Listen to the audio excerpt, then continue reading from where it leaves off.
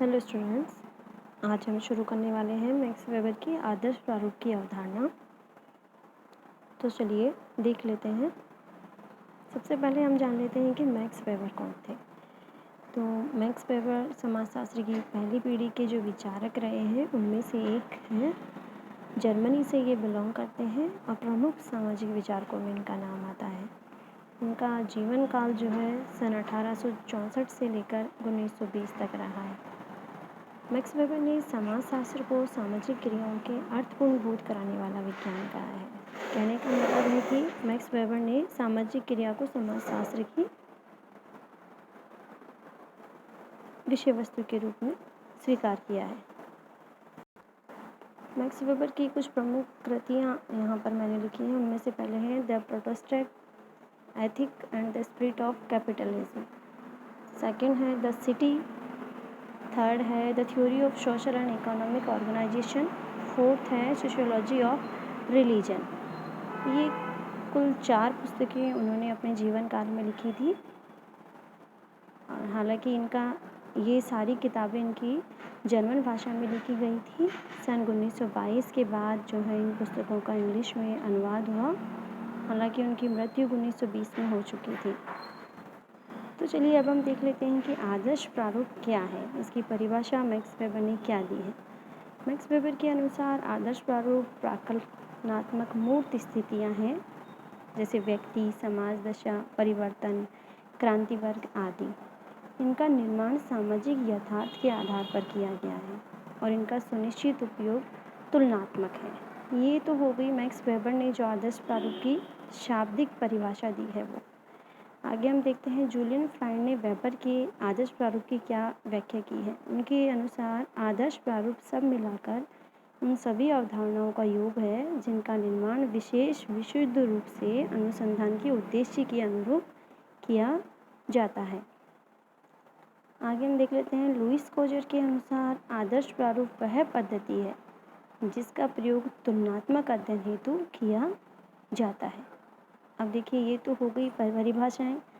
अब हमें ये समझ में आना चाहिए कि आदर्श प्रारूप वास्तव में है क्या। हम किसे कहेंगे आदर्श प्रारूप। परिभाषाएं तो हमने पढ़ ली है, पर इन परिभाषाओं से भी आगे हमें इसका मतलब समझ में आना चाहिए। तो आदर्श प्रारूप क्या है यही हम यहाँ पर देखेंगे आगे वाली स्लाइड में।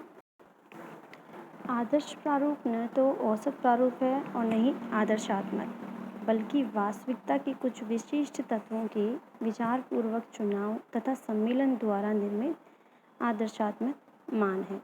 दूसरे शब्दों में यदि देखें तो आदर्श प्रारूप का तात्पर्य है कुछ वास्तविक तथ्यों के तर्कसंगत आधार पर यथार्थ अवधारणाओं को बनाना। अब देखिए आदर्श प्रारूप औसत भी नहीं है। औसत का मतलब है कि बहुत सारी संख्याएं हैं, संख्याओं का हमने औसत योग करके उसमें वो जो हम औसत निकालते हैं, यहाँ पर आदर्श का मतलब वो औसत भी नहीं है, न ही आदर्शात्मक। आदर्शात्मक एक आदर्श हम उससे भी मान लेते हैं कि हमारे जीवन में हम किसी न किसी को अपना आइडियल मानते हैं, किसी न किसी को अपना आदर्श मानते हैं और उसी को हम पूरी तरह से फॉलो करते हैं। हम अपने दिमाग में या अपने मन में ये विचार बना लेते हैं कि हम भी भविष्य में जाकर शायद वैसे बन पाएँ। ठीक है, फॉर एग्ज़ाम्पल अगर मुझे महात्मा गांधी मैं अगर उनसे बहुत अधिक प्रभावित हूँ तो मैंने उनको आदर्श मान रखा है।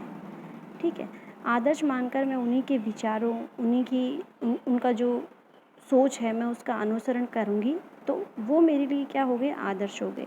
लेकिन यहाँ मैक्स वेबर जिस आदर्श की बात करते हैं, जिस आदर्श प्रारूप की बात करते हैं, यहाँ पर उस व्यक्ति को जिसको हम आदर्श मान रहे हैं उससे कतई नहीं है। यहाँ पर आदर्श का मतलब कुछ और ही है, जिसे हम आगे देख रहे हैं। तो आदर्श क्या हो गया, ना तो औसत है ना ही कोई आदर्श व्यक्ति है या आदर्श कोई और चीज़ है, बल्कि वास्तविकता के कुछ विशिष्ट तत्वों के विचारपूर्वक चुनाव तथा सम्मिलन द्वारा निर्मित आदर्शात्मक मान है। फॉर एग्ज़ाम्पल जैसे अगर हम देखें, हमने देख लिया कि आदर्श औसत नहीं है, कोई आदर्श व्यक्ति नहीं है, तो फिर आदर्श है क्या। आदर्श मैक्स वेबर ने किस वस्तु को कहा है। मैक्स वेबर के अनुसार आदर्श अगर हम देख लें कि हम अगर ये फॉर एग्ज़ाम्पल हम ये देख लेते हैं कि हमें ये देखना है कि भारत में विवाह क्या है, विवाह की पद्धति क्या है, या फिर विवाह हम किसे कहेंगे।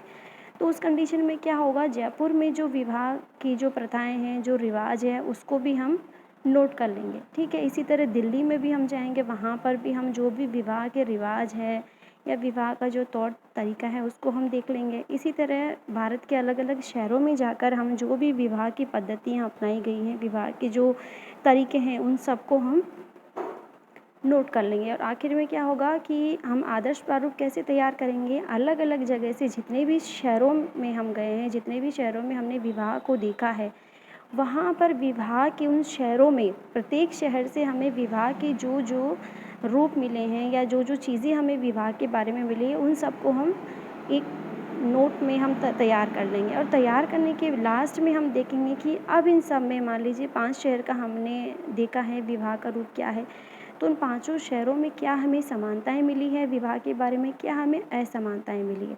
तो उन समानताओं और उन असमानताओं के आधार पर लास्ट में हम जाके ये निष्कर्ष निकालेंगे कि विवाह में क्या चीज़ होती है, विवाह में क्या चीज़ नहीं होती है। विवाह का जो मूल रूप है, जो बेसिक है, वो हम तैयार कर लेंगे कि विवाह में ये चीज़ें होती है और ये ऐसे ऐसे पद्धतियाँ अपनाते हैं विवाह में। तो ये जो हम विवाह का रूप हम तैयार करेंगे, लास्ट में हम विवाह की जो परिभाषाएं देंगे उसको हम कहेंगे कि ये आदर्श प्रारूप है, ये विवाह का आदर्श प्रारूप है।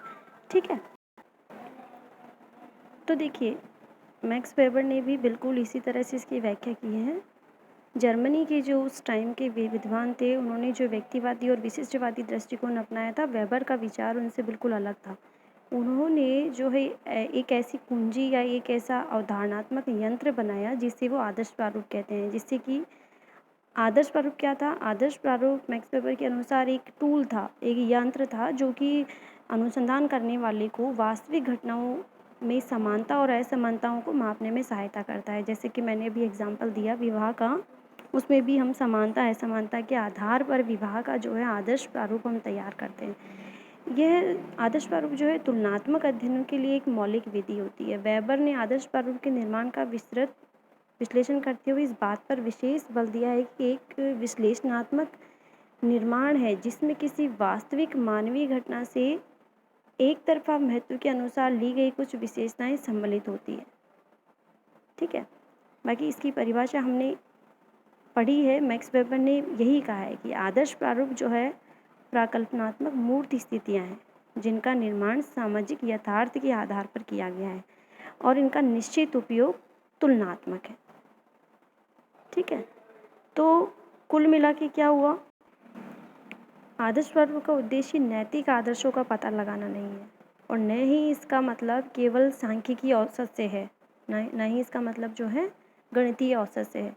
किसी विशेष क्षेत्र या विशेष समय में औसत प्रोटेस्टेंट लोग आदर्श प्रारूप प्रोटेस्टेंट लोगों से पूर्णतः भिन्न हो सकते हैं, क्योंकि आदर्श प्रारूप में व्यवहार के विशिष्ट गुणों का विचारपूर्वक चयन किया जाता है। ठीक है, तो सरल शब्दों में यह कह सकते हैं कि आदर्श प्रारूप से मतलब किसी घटना, वस्तु तथा वर्ग विशेष की समस्त अनिवार्य विशेषताओं का संपूर्ण अथवा लगभग संपूर्ण रूप से चित्रण करने का प्रयास है। हो सकता है कि ये सभी विशेषताएं वास्तविक रूप में किसी एक वास्तविक घटना या इकाई में उपस्थित न हो, या हो सकता है पूरी तरह से उपस्थित हो। तो इस धारणा के पीछे मूल मंतव्य यह है कि किसी घटक या इकाई को संपूर्ण रूप से समझ पाना संभव नहीं है। लेकिन मैक्स वेबर का मानना है कि यदि पूर्ण रूप से समझ पाना सामाजिक यथार्थ को संभव नहीं है, लेकिन उसके करीब या उसके पास जाने का प्रयास तो किया ही जाना चाहिए, और उसी प्रयास के चलते उन्होंने आदर्श प्रारूप की अवधारणा को दिया।